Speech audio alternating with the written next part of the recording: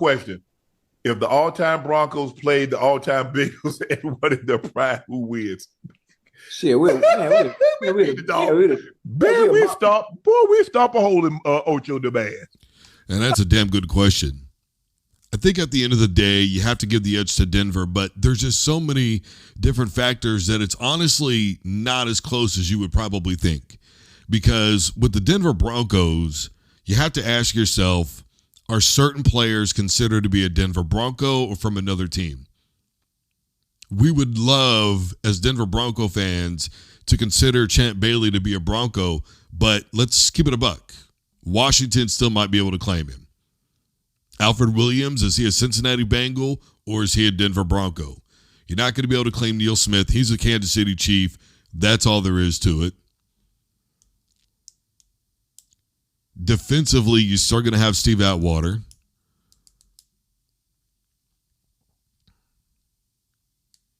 Carl Mecklenburg, Simon Fletcher, Von Miller. So even if you don't consider Champ Bailey, even though you don't have a really good cover corner, you've got enough pressure, right? And you're going to have to stop the run game because probably the best running back option is going to be Corey Dillon. At quarterback, it's all going to be, okay, is it Boomer Esiason? Is it Joe Burrow? Is it Carson Palmer? You're probably going to go Joe Burrow if you're new age. Carson Palmer couldn't get into the Super Bowl. You can blame it on coaching all you want to, but at the end of the day, they were all part of that football team, so there's that. Boomer Esiason got to a Super Bowl much like Joe Burrow, but couldn't close the deal. So it's a toss-up to me. I think you start Joe Burrow, and you've got Boomer Esiason coming off of the bench. Obviously, you're going to have Chad Ochocinco on offense. You're probably going to have Jamar Chase. You're going to have Corey Dillon. So you're not bad on that roster. You know, Uncle Shay wants to talk about Hall of Famers, but you're still not bad on that roster. Defensively, you probably consider Alfred Williams to be a Cincinnati Bengal. Takeo Spikes. You're not exactly hurting on defense. But I think Denver, here's the thing. Number one, Mike Shanahan, that's going to be your coach. He's got the back-to-backs. You're going to have John Elway as your quarterback. That's all there is to it.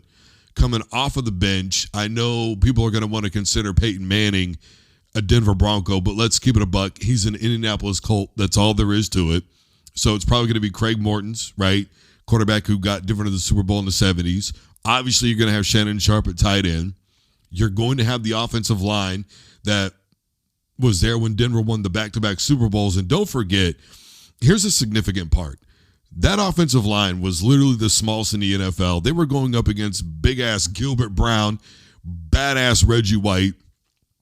And, of course, Denver was favored, or pardon me, they were underdogs in that football game by 13 points.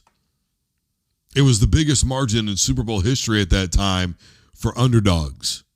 13 points. Denver ends up winning that football game. Your running backs, easy. It's going to be Terrell Davis and Floyd Little.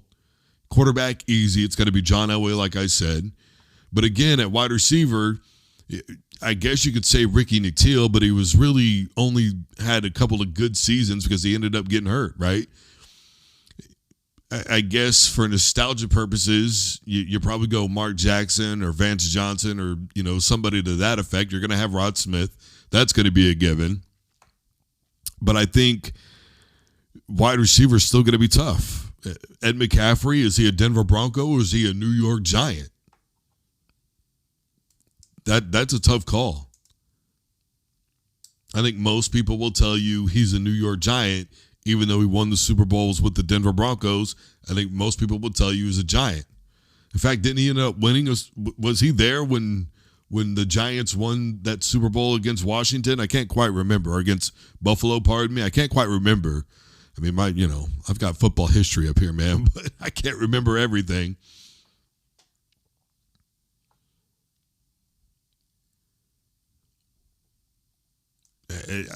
Man, it's tough, but I would give a slight edge. I would give a slight edge because at the end of the day, John Elway, I don't give a damn what anybody says about him, one of the most underappreciated quarterbacks still to this day. It's absolutely insane to me the way that people revere John Elway. not understanding that he dragged 3 very mediocre football teams kicking and screaming to Super Bowls they didn't belong in. God rest Dan Reeves, but let's be honest, Dan Reeves was out-coached in every Super Bowl that he ever coached in. I understand that he was going through cancer. He hadn't coached for a good majority of the season when Atlanta played Denver. Simultaneously, he probably shouldn't have been coaching to begin with, but he chose to step in that moment, and they lost. He got there a lot, but he never won one. 0-4. Shanahan may have only got there the 2 years with Elway and TD and those guys, but he was 2 for 2. And don't forget, John Elway's final season, he was a Super Bowl MVP against Dan Reeves, his old coach, who said that John Elway would never win a Super Bowl. Pat Bowlen had to make that choice. I think you give the edge to the Denver Broncos because you have number 7, because you have Floyd Little, because you have Terrell Davis, because you have that offensive line. Defensively, you're going to get enough pressure on the football because of Von Miller that no quarterback's going to have any damn time to throw back there.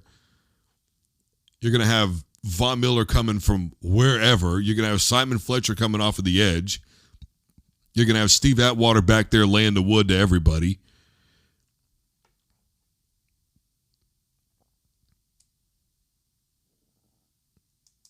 You're going to have Rulon Jones on the defensive line. I like Denver. I think Denver wins that football game ultimately because of the coaching and because of John Elway and the run game. You've got Shannon Sharp. You're able to do just enough. And here's the thing. Sharp can go deep. Seam routes down at anywhere on the field you need that man to go. Any route you need him to run, he's going to be able to get it. Mundane Super Bowls, but he's got them, and he's in the Hall of Fame. And I know that, Uncle Shay's talking about Hall of Famers and that kind of being the deciding factor. For me, it's not.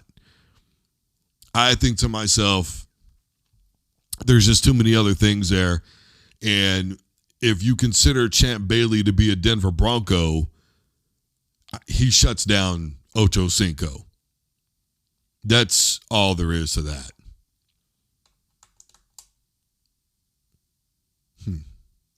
That's a good one.